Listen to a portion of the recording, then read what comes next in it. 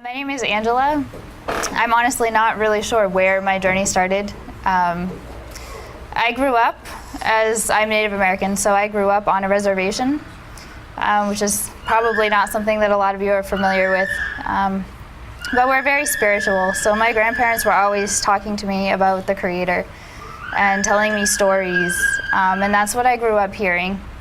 When I was 10 years old, all of us Native American children got shipped out to a Catholic boarding school because they thought that that would make us more American, I guess. So I spent 2 years in a Catholic boarding school, and none of it made any sense. And the only thing that I really learned after the 2 years was that I'm definitely not Catholic. So as I got older, people started asking me, they were like, so what is your religion? And I was like, well, I don't really know. You know, we're spiritual, but we don't have a name for it. It's just a way of life. It's who we are. You know, you spend your whole day in prayer. The elders are always telling us that we're supposed to walk in prayer. Every step is supposed to be a prayer. And as long as you're doing that, then you're living life the way that you should. But we didn't have a name for it. So it made it really confusing when people would ask, what is your religion? So I started looking into other religions, and I started studying everything. Any religion that I could get information about, I was like, what is this? And eventually I would come to a point with all of them that I was like, this just doesn't make sense. No matter how many times a day I pray, I am never going to be a god. It's not happening. They just didn't make sense. So time kept going on, and after a while, I actually met a Muslim, and we started talking, and I was like, wow, you do that? Really? Wow, so do I. And it just started getting to a point where I was like, you know, maybe I need to read more about this.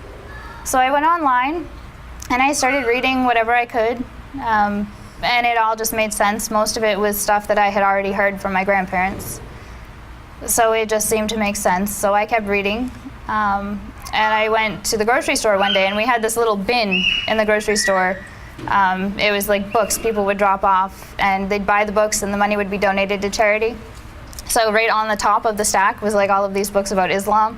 So I was like, cool, this is awesome. So I bought the whole stack of books, and I went home, and I started reading them, and I was like, yeah, this really makes sense. So then I decided that I was going to try to read the Quran. And I went ahead and I started reading it. And at first it felt a little bit weird because a lot of the stuff that I was reading was stuff that I had heard from my grandfather. So at first it was like, okay, this is different. And I kept reading it, and I was like, wow, I've been doing this my whole life, and I just never knew it. So I just got to a point that it just made sense.